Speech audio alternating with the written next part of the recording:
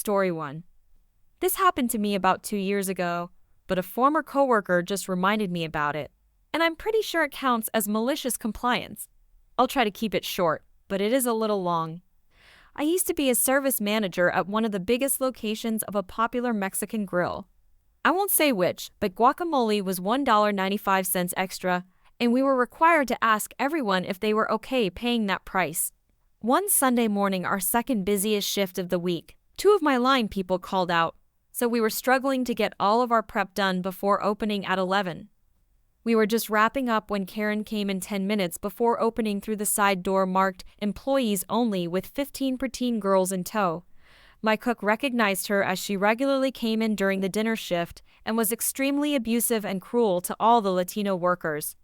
Karen told me they could order whatever they wanted, threw her credit card at me, and went to sit down at a table and fiddle on her phone.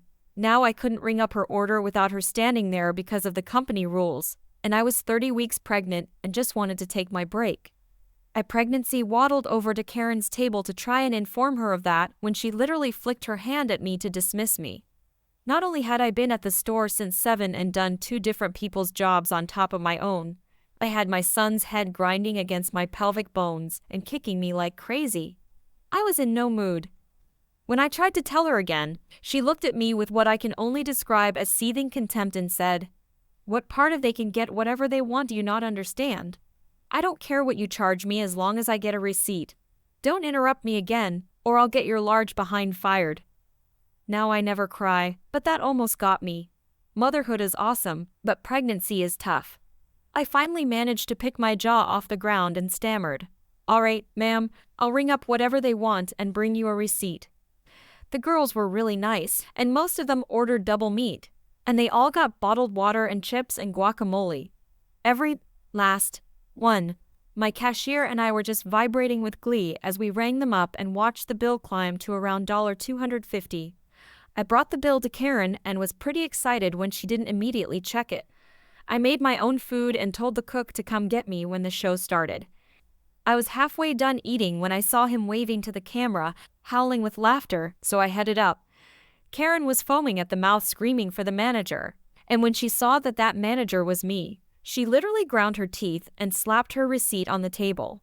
She managed to choke out the word refund. The girls had all pretty much finished their food, so I informed her that I wouldn't be doing that because I would lose my job for giving away that much critical inventory meat, guacamole, cheese for free. Then I gently reminded her that she told me twice that they could get anything as long as she got a receipt. She just kept demanding a refund and calling me stupid and large again, pregnant. At this point, her screaming was holding up the very long line, and customers were shouting at her to just leave. That's when she pushed me, really hard. My cashier caught me, so I didn't fall down, but 2 of our regulars, who are police officers, saw it and immediately handcuffed her. In this state, any use of physical force against a pregnant woman is classified as aggravated battery or something like that. I felt bad for the kids, and I was fine, so I kept telling them I didn't want to press charges. But they said that at that point, it didn't matter because the woman had done it in front of on-duty officers, so she got arrested. They had to call the kids' parents to come get them because she was their community youth leader and get statements. My general manager came in and let me go home with a full day's pay. She tried to take the case to trial, but they had video and like 20 witness statements, so she ended up taking a couple of years probation or something. All because I did exactly what she told me to. Story 2. Before we begin, dear readers, a brief bit of backstory. I have found that every company has a Todd. You will know who your Todd is because he is who you call when you don't know who to call. When the unthinkable happens and everything is on fire, and there is no hope of salvation, Todd steps in to fix it. Todd spends his entire time just fixing the unfixable.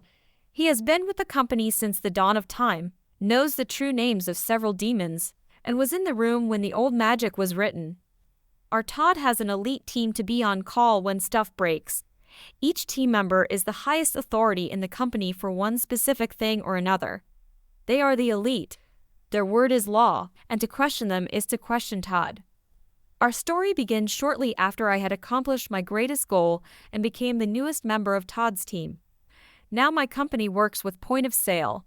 We sell computers, software, printers, card readers, and pretty much anything you need to take money from someone else. After years of working in the call center, I proved myself worthy of Todd's attention. I interviewed, tested, and became the specialist of third-party integration. My focus is the connection between our product and whatever weird stuff your company wants to use.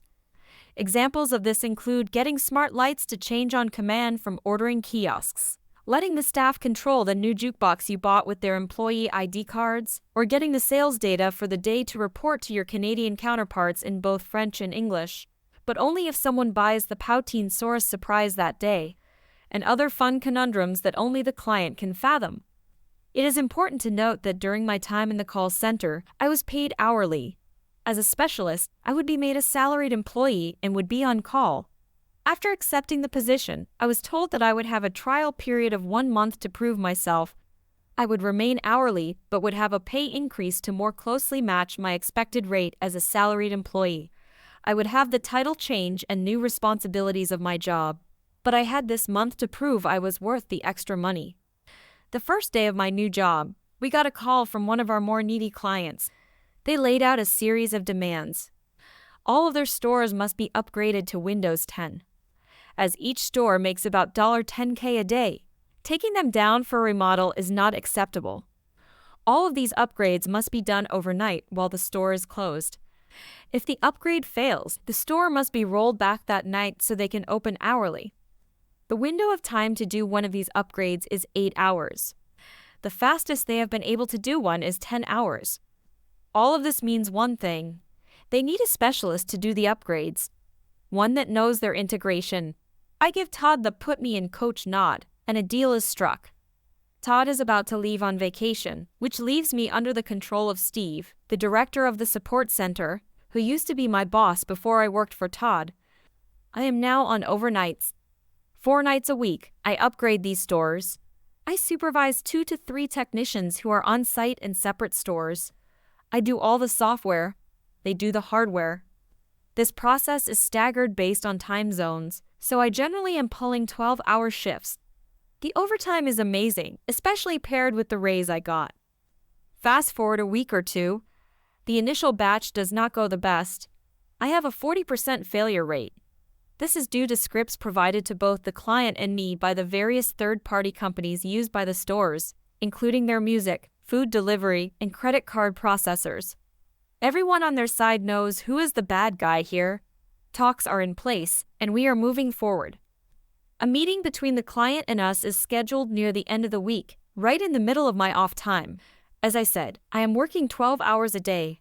I leave a full hour from work, and for security reasons, can't do these upgrades outside the office. I have 10 hours to eat, sleep, get up, and eat again before work. Once I get to work, there are no breaks on the upgrade train. No lunch, no stopping. So I get home around 11 a.m. each day. The meeting is set for 4 p.m. I can't get any reasonable sleep before the meeting or after. Steve demands that I be there to account for my failures. I already have another specialist designated as my proxy for these sorts of meetings because sleep is a thing. I also explain that I am still hourly, but he won't hear it. He insists that I need to be there to explain why the project is going so poorly, and that my explanation better not just be throwing other people under the bus. He tries to explain that I am salaried and therefore need to be there when the company needs me, especially when I am the one who is messing up. Again, I try to remind him of my probationary period, but he won't listen. And there, my friends, begins the malicious compliance. I clock in at 10 p.m. the day before the meeting. I do my upgrades, all 3 of which are successes, due to what I assume is a change in the third-party backend. The scripts I am provided with work perfectly this time, and all goes well. The corporate contact I report to in the morning tells me the meeting is just to go over the new changes to procedure we went through that night, and I will get the cliff notes in my email. No need to attend the meeting. I thank them and sign out. Then I sit. For 6 hours, I twiddle my thumbs, take a lunch break and a car nap, and wait for the meeting.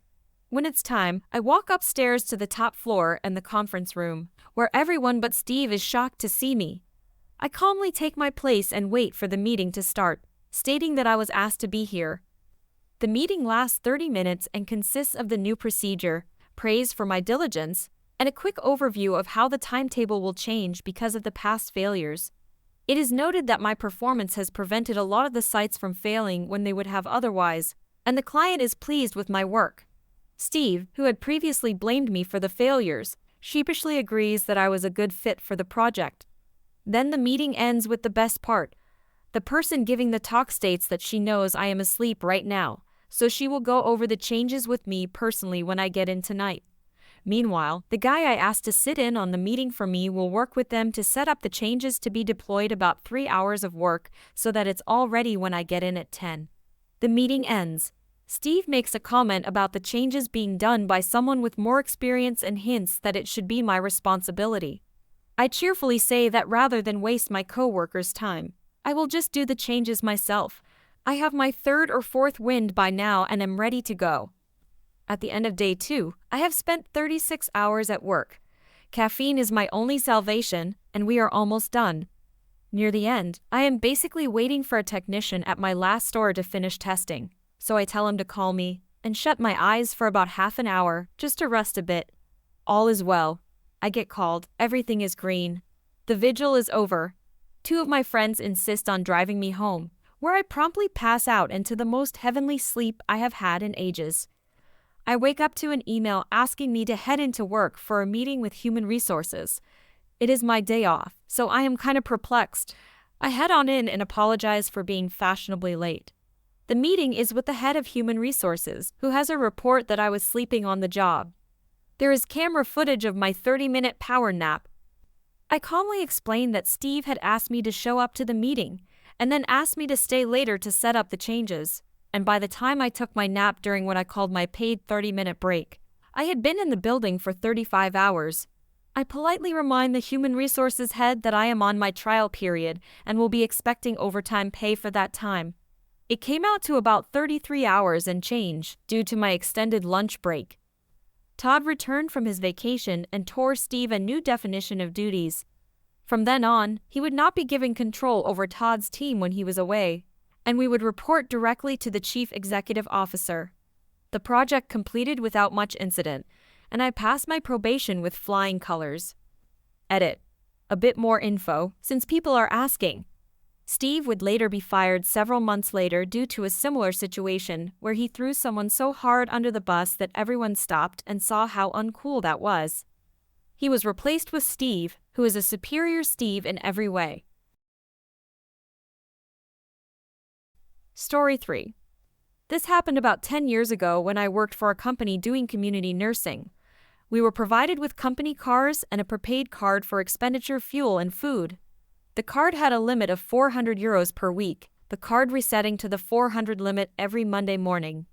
Despite the €400 limit, the usual amount any of us spent each week was around €150 to €200, depending on travel.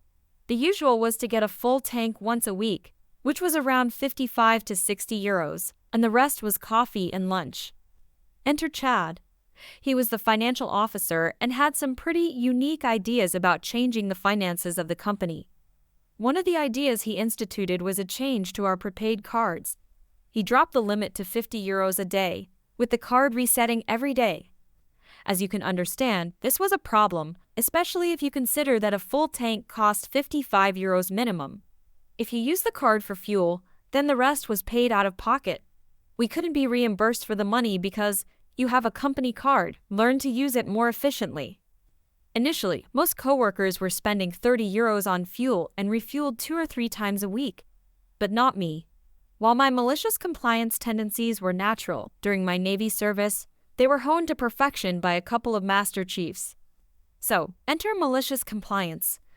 I decided to spend €20 each day for fuel, some days less, pay for my own coffee out of pocket, and spend the rest at lunch. I used to patron a grill and BBQ place that had a catering side. They also volunteered for a local food bank and kitchen. The owner had grown up dirt poor and liked to help. A lot of clients would buy something and add a little extra to an open tab for the food bank. Then, the catering would go each Sunday and provide food for the homeless and the poor using the tab and funds from the owner. So I went there every day, got something to eat, and the rest of the amount until €50 would go to the tab. I started raising at least €90 a week for the food bank. I hit the limit every day, costing the company €250 a week from 150. Chad was furious. He was trying to save money, and I was costing him more. He asked me to explain my expenses. Food and fuel. He asked for receipts. I provided them. The receipt said food, nothing else. He finally said I should eat cheaper. I told him the company couldn't force me not to eat whatever I wanted. After that meeting, a couple of coworkers saw me coming out smiling and inquired about it. I explained what I was doing. The smiles on their faces. Soon afterward, 6 nurses spent all their expenses the same way. The aftermath. This went on for 2 months. Chad was livid because now he was losing even more money. The solution came unexpectedly. Unbeknownst to all of us, the owner of the company was a major contributor to the food bank. He knew about the restaurant helping out and had seen the richer buffets.